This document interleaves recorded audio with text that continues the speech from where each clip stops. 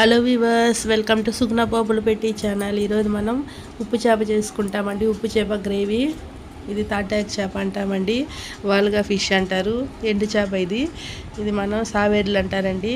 దీంతో ఈరోజు మనం గ్రేవీ చేసుకుంటున్నాము. చాలా బాగుంటుందండి.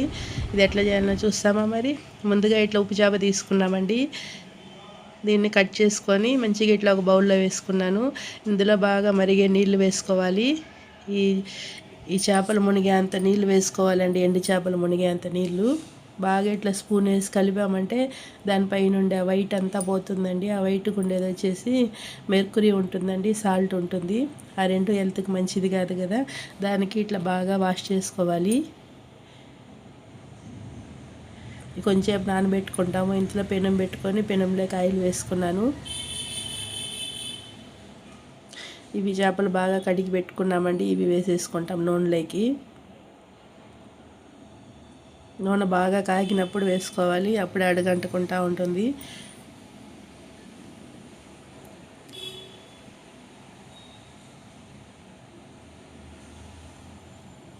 మంచిగా ఇట్లా వేసి నూనెలో బాగా ఫ్రై చేసుకోవాలండి. సగం ఫ్రై అయితే సరిపోతుంది, మన కూరలో మళ్ళీ సగం ఉడుకుతుంది.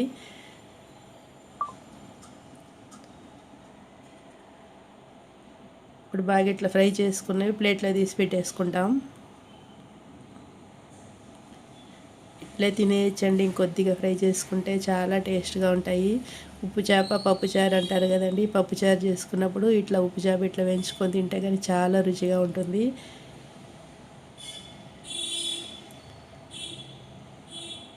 అన్నీ తీసేసి ప్లేట్లో పెట్టుకున్నాము. ఇది అదే నూనెలోకి కొద్దిగా నూనె వేసుకుంటామండి.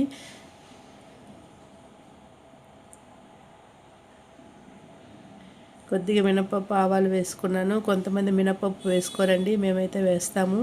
మీరు నచ్చితే వేసుకోండి, లేకపోతే ఉత్త ఆవాలైనా వేసుకోవచ్చు. కొద్దిగా కరివేపాకు వేసుకున్నాం. బాగా చిటపట్లాడుతున్నాయి. ఇప్పుడు ఎర్రగడ్డలు కట్ చేసుకొని ఒక 2-3 ఎర్రగడ్డలు అండి. దీనికి ఎర్రగడ్డ అండి మెయిన్ మనకి గ్రేవీ రావడానికి. ఇవి వేసుకొని బాగా ఇట్లా ఫ్రై చేసుకున్నాము. ఎర్రగడ్డలు బాగా కలర్ చేంజ్ అయ్యాయి కదా. ఇప్పుడు పసుపు వేసుకున్నా. కారం పొడి మనకి ఎంత కారం కావాలో అంత వేసుకోవచ్చండి. ధనియాల పొడి. ఇప్పుడు మనం వేయించుకున్న చేపలు కానీ వేసేసుకుంటాము. ఎండు చేపలు బాగా మసాలా కలిసేంత వరకు ఒకసారి మొత్తం కలుపుకోవాలి. కలుపుకొని నీళ్ళు పోసేసుకున్నామండి. నీళ్ళు అయితే చేపలు మునిగేంత నీళ్ళు పోసానండి. కొద్దిగా అది ఉడకాలి, బాగా ఉడికి గట్టిగా అవుతుంది. ఇది గట్టిగా నూనె వదిలితేనే బాగుంటుందండి. ఇటు నీళ్ళుగా తినడం నాకు నచ్చదండి, బాగా కూడా ఉండదు. కొంచెం నూనె వదిలేసి బాగా నూనెగా ఇట్లా అయిపోతే బాగా టేస్ట్ వస్తుందండి.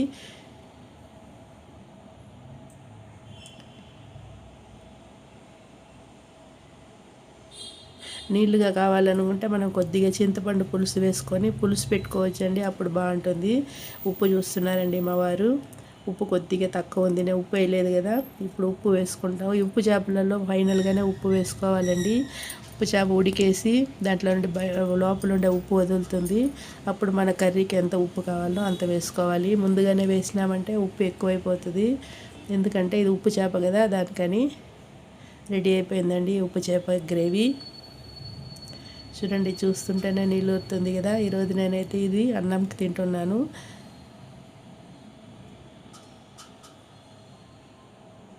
కొద్దిగా వేసుకున్నా చాలండి, బాగా ఒక తట్టు అన్నం తినేయచ్చు. ఏమంటే ఆ కూర అంత బాగా సరిపోతుంది మనకి.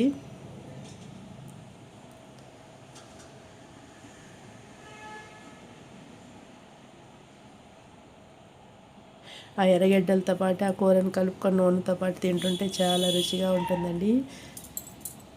ఇట్లా నూనె వచ్చేంత వరకు ఉడికించుకోవాలి. దీంట్లో నీళ్ళు కనపడకూడదండి.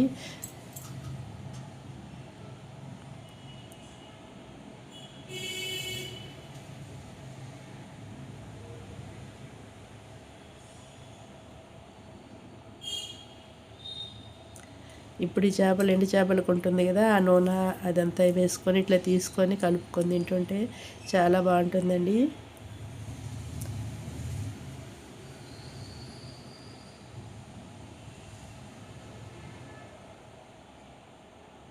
చూడండి ఎంత అన్నం కలుపుకుంటున్నామో, కొద్దిగా గ్రేవీ ఉన్నా సరిపోతుంది. చాలా అన్నం కలుపుకోవచ్చు. మనకు చూసేటప్పుడు ఇది సరిపోదేమో అనిపిస్తుందండి, తినేటప్పుడు చాలా రుచిగా ఉంటుంది గ్రేవీ.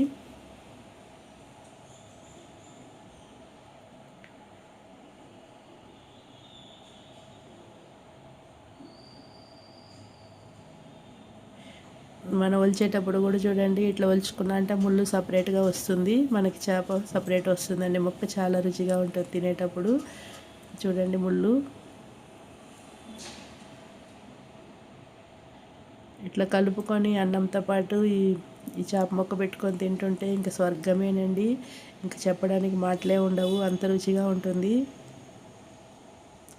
మీరు ఇట్లనే చేసుకొని చూడండి, చాలా రుచిగా అందరూ ఇష్టపడి తింటారండి. మన ఛానల్ ప్లీజ్ సబ్స్క్రైబ్ చేసుకోండి, లైక్ చేయండి. మీకు ఈ వీడియో నచ్చినట్లయితే మీ ఫ్రెండ్స్కి షేర్ చేయండి.